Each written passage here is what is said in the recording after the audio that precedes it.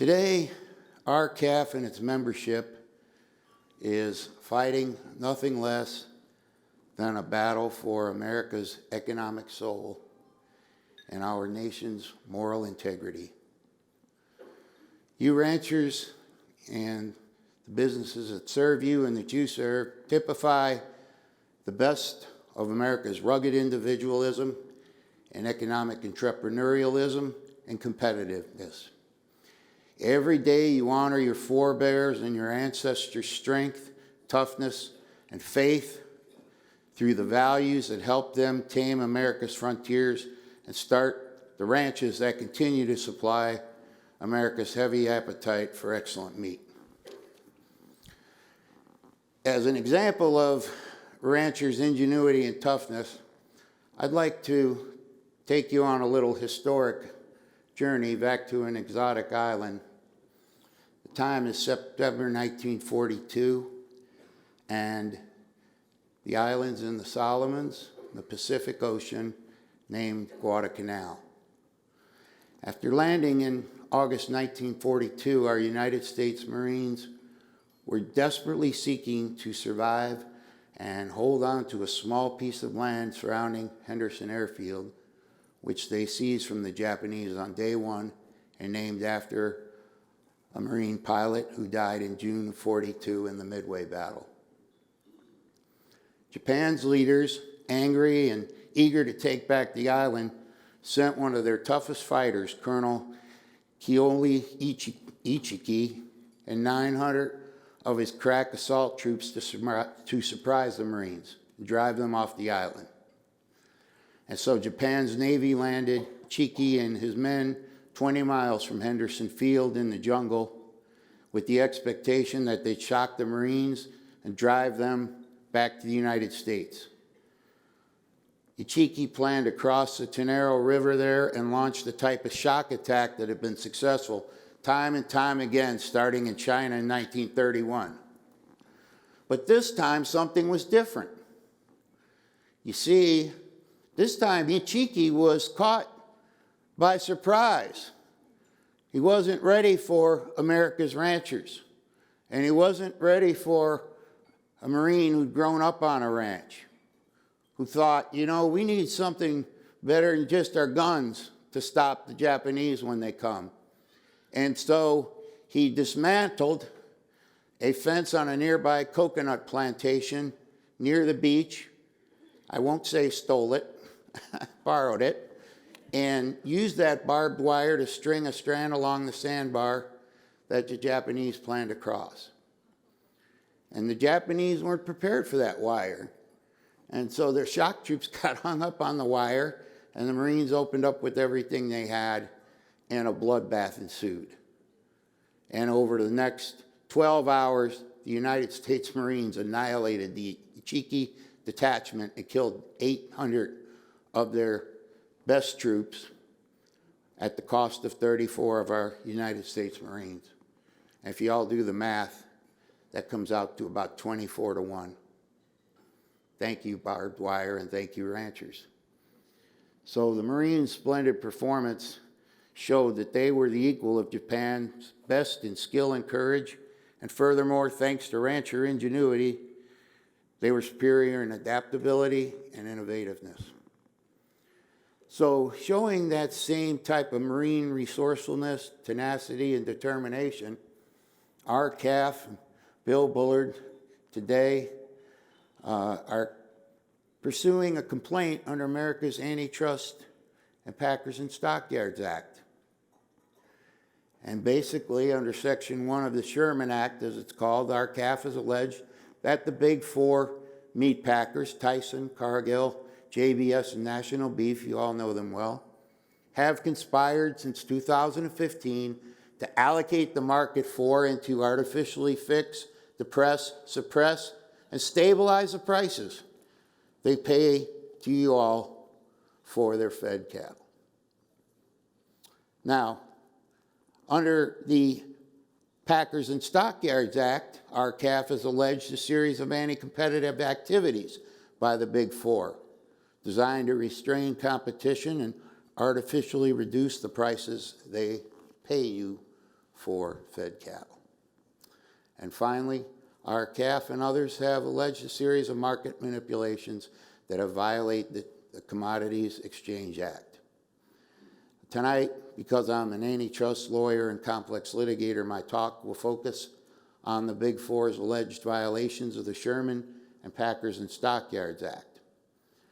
To do so, I thought it might be helpful to you all to lay out a brief history of America's antitrust laws and their enforcement. You're engaged in a historic enterprise that goes back to the earliest times in colonial America. From our earliest colonial beginnings, we have been a nation of small businesses and economic interests and entrepreneurs who valued more than anything else in the marketplace fairness and the fair opportunity to compete on the merits. Now, in school, you all learned about the Boston Tea Party, and you were told that was against taxation. Wrong. That was designed to go against the monopoly of the British East India Trading Company and a law passed by the British Parliament saying that the colonists could not sell tea in their own country. Well, you know how that went down. That tea ended up in the harbor of Boston, where it resides today, deservingly so. And in case, Billy Bullard and Willie Cole aren't big enough heroes for you, let me talk about George Washington. You've all heard of him, right? Well, George Washington was the first president to stand up to monopolies in America. Monopolies like the Big Four have today. And in fact, here's a statement from Ron Chernow's biography on Washington. And I'm quoting, "Ever since Valley Forge, Washington had lamented the profiteering that deprived his soldiers of critically needed supplies, and he remained contemptuous of those who rigged and monopolized markets, branding them the pests of society and the greatest enemies we have to the happiness of America." Washington erupted in one of his firebrand letters, and I'm quoting George Washington. "I would to God that one of the most atrocious of each state be hung in gibbets upon a gallows 5 times as high as the one prepared by Hammond." You know, we hear about the George Washington president, but what about the George Washington general? What a badass. And you know, Washington was an early rancher. He had cattle there at Mount Vernon. And he wasn't the only early president to attack commercial and economic monopolies and conspiracies. In fact, for those of you who had time to go and see Mount Rushmore, all 4 of the presidents there have been fighters against monopolies and conspiracies against the public. Thomas Jefferson talked about the power of juries and insisted that the Constitution include the 7th Amendment. It's always amazing to me, my students don't know what the 7th Amendment says when they get to law school. But it says you have the right to a jury in a civil case. And that's because Jefferson believed in the power of the people to make the right decisions and hold those who would steal from the public accountable. And what about Lincoln? Well, he too was worried about economic concentrations of power. And in fact, in November 1864, as the Civil War was still raging, Lincoln wrote a letter to his friend William F. Elkins. Again, I'm quoting him. "I see in the near future a crisis that unnerves me and causes me to tremble for the safety of my country. Corporations have been enthroned, and an era of corruption in high places will surely follow, and the money power of the country will endeavor to prolong its reign by working upon the prejudices of the people until all wealth is aggregated in a few hands and the republic's destroyed." And he went on, I feel in this moment more anxiety for the safety of my country than ever, before even in the midst of war. God grant that my assumptions may prove godless. But unfortunately, as we know too well, President Lincoln's concerns about monopolies and their power have not proved groundless. No, not at all. And you probably know from history in high school that as the 19th century went on, monopolies and trusts became the scourge of America. And I didn't bring it for you tonight, but I always love to show my students the picture, the bosses of the Senate. And it's got the big money bags, sugar, the beef cartel, steel, and they're all standing behind the senators, telling them how to vote. Well, just like Washington, Jefferson, and Lincoln had warned us, right? As predicted by Lincoln, and I quote again, these greedy business persons would continue to act harmoniously and in concert to fleece the people. Well, monopolists and predatory trusts like Rockefeller's Standard Oil threatened the upward mobility that all of these presidents saw as a key to America's long-term growth and stability, and that you see today as the key to our growth and stability. Clearly, something had to be done to control America's bosses of the Senate. Well, what happened? Along came Senator John Sherman. John Sherman was an interesting guy. He had a brother by the name of William Tecumseh Sherman. And if you know history, you know William Tecumseh Sherman could have been president. He didn't want anything to do with politics. He was a warrior, first and foremost. But his brother, John Sherman, wanted to be president badly, and he never made it. But what he did do was he perceived of a law that would be the comprehensive charter of economic liberty that would be aimed at preserving free and unfettered competition and the rule of law. And that is called today the Sherman Antitrust Act in his honor. And the Sherman Antitrust Act, which has now been put forward by RCAF in the U.S. District Court of Minnesota, is aimed quite simply at preserving free and fair competition while prohibiting trusts, monopolies, and cartels, including conspiracies and other practices that restrain trade and help create monopolies and cartels. So, brief lesson, Section 1 of the Sherman Act says contracts, combinations, and conspiracies and restraint of trade are hereby declared illegal. And that's one of the few laws in America that's both a felony statute and a civil statute.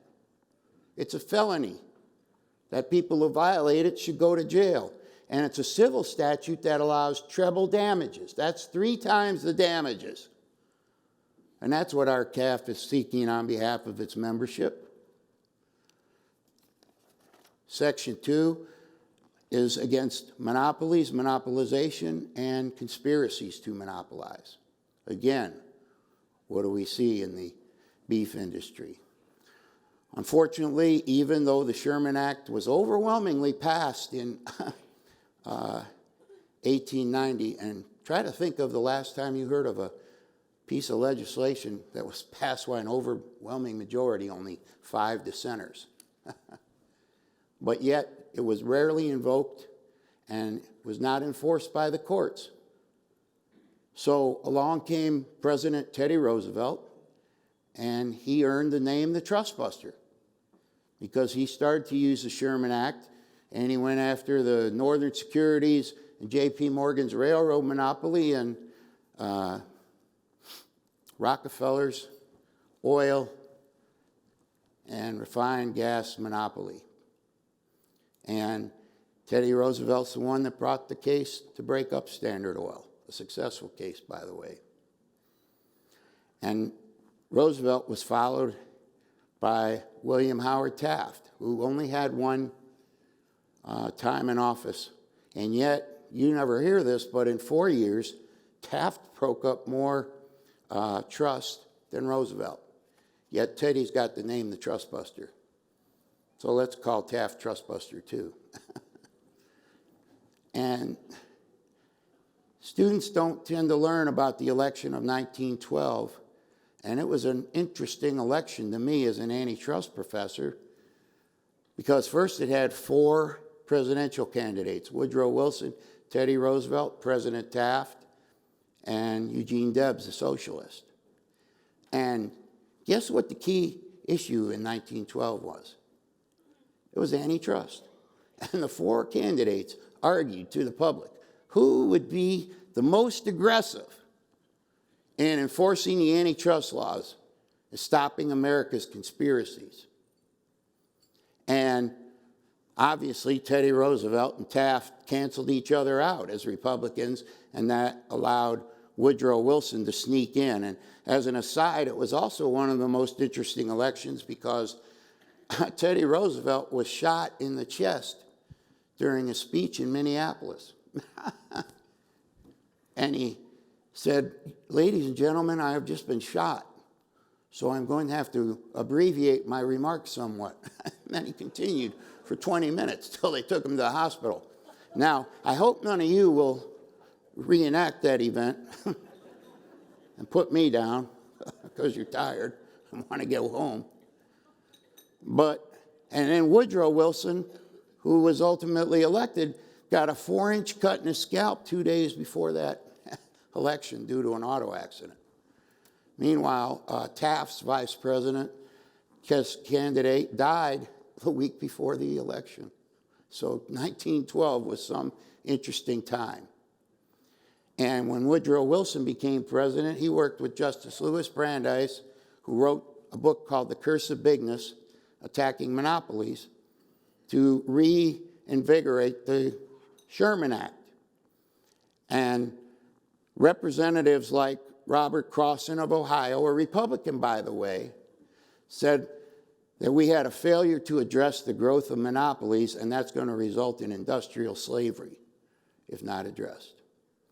So they passed 2 more acts attempting to reinvigorate and make stronger and bolster the Sherman Act. They passed the Clayton Act, and they passed the Federal Trade Commission Act. And those prohibit potentially anti-competitive mergers and discrimination by monopolies, including predatory pricing, and also unfair and deceptive acts and practices. There's that word unfair again. Fairness. Now, since 1914, believe it or not, Congress has repeatedly and strongly tried to put forth its aggressive antitrust goals and pass laws supporting them. And unfortunately, the courts have all too often sought to undercut them. Well, how did beef get involved here? And why are we talking about the Packers and Stockyards Act today? Well, in 1919, the new Federal Trade Commission did a study of the beef industry as one of its first. And they reported on what was then called the Big Five, and their concerns about the level of economic concentration and the powers that the beef industry was holding over to ranchers and driving down the prices of their fed cattle. And so they passed the Packers and Stockyards Act of 1921, which had a clear legislative purpose of protecting ranchers. That's what it says, protecting ranchers against unfair and collusive acts by meat packers. Congress wanted to ensure fair competition and fair trade practices to safeguard farmers and ranchers, as well as consumers. And they asked that we ensure fair and effective competition and integrity in our livestock markets. Stop anti-competitive, discriminatory, and predatory practices by the Big Five against America's ranchers, and ensure fair business practice and competitive markets for you all. And that wasn't the only time Congress spoke. After 1950, when Congress had seen World War II and the concentrated industries that Japan and Germany had Italy as well, that pushed their governments into war, a war that they were destined to lose to America's competitive economy and America's love of innovation, just like the Marines showed on Guadalcanal. Well, Congress didn't want anything to do with those kind of economic practices, even though economists were coming out and saying that they were efficient and good for consumers. So they strengthened the Clayton Act. And it was strengthened again in 1976 and in the 1990s and even in the 2000s. So Congress has repeatedly turned back overwhelmingly, Republicans and Democrats alike. This is bipartisan. Attempts to cut back the antitrust laws. And, you know, the U.S. is the international model in antitrust. We're the country that invented the antitrust laws. And today, over 150 countries around the world, every major country, including Russia, China has an antitrust law now. And we went from being the most powerful and aggressive against monopolies in the 50s and thereafter to today, the least aggressive. And that's led to this July 9th, 2021 executive order protecting and promoting competition in the American economy. And they specifically point out the big fours, 80% plus control of meatpacking. So it's not just about technology and Google and Facebook and Amazon and Apple. What about the big four packers? And where are we today? Well, notice I said the big four. Did anyone catch the irony in that? The Packers and Stockyards Act was passed in 1921 based on the grave concern about the big five. Here we are 100 years later, and we got the big four. Now, I'm not that good at math either, but I can see we're going in the wrong direction. You know? So RCAF sees that we've been going in the wrong direction in the meat industry, and RCAF has taken an aggressive and bold step to do something about it. So you know that RCAF has filed a massive antitrust suit in federal court in Minneapolis. And I'd like to give Bill Bullard great due for bringing that case and helping you all bring it. Let's give him a hand, if we might.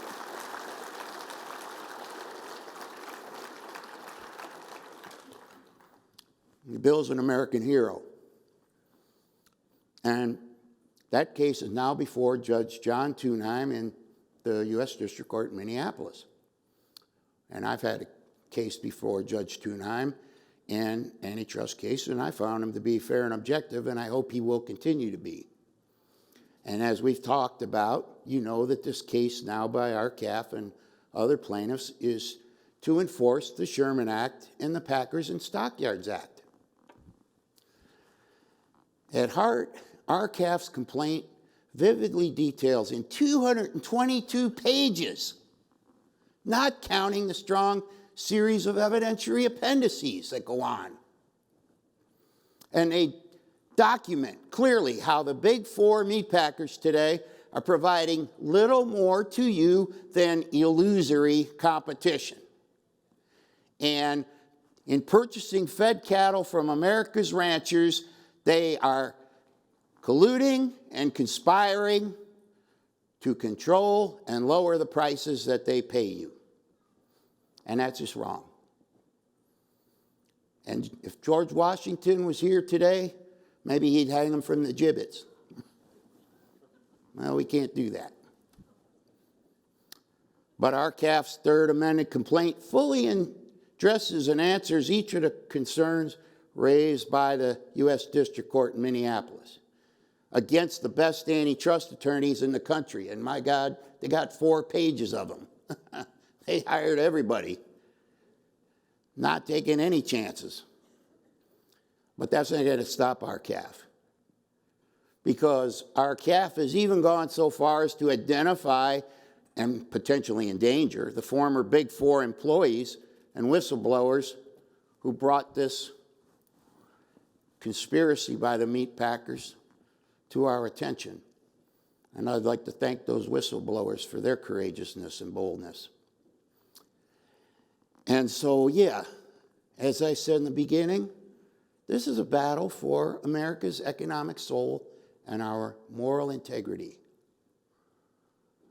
And as we read RCAF's 222 Third Amended complaint, how can we do anything but come to the conclusion that RCAF is fighting to protect and preserve America's economic soul and our nation's moral integrity? So, Willie asked you a series of questions before, so I'd like to ask a series of questions as well, if I may.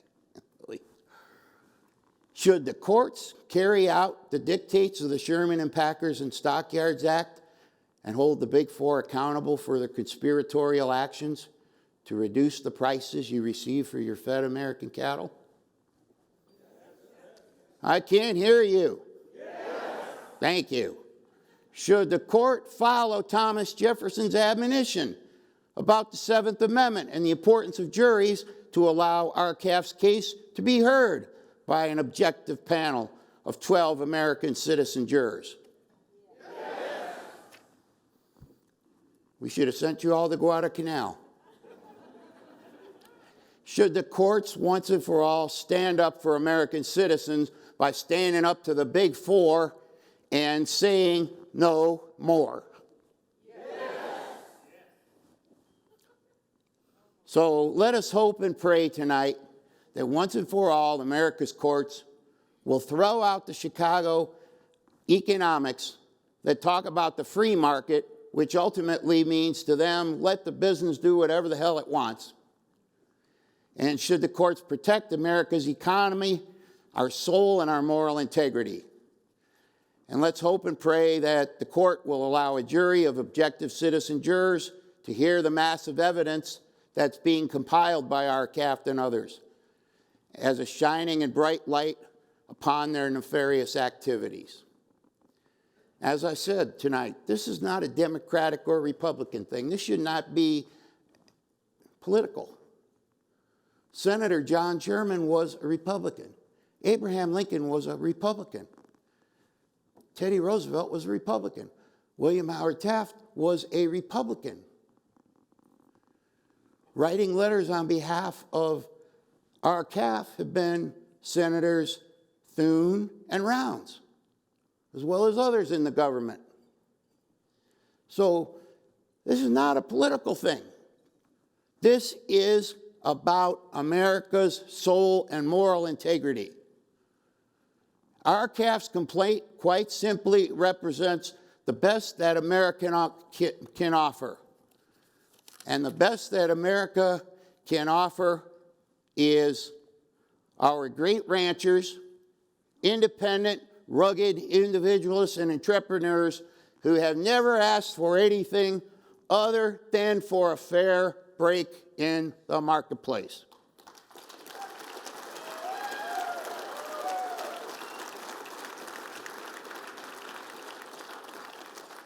God bless you, and thank you for this gracious invitation.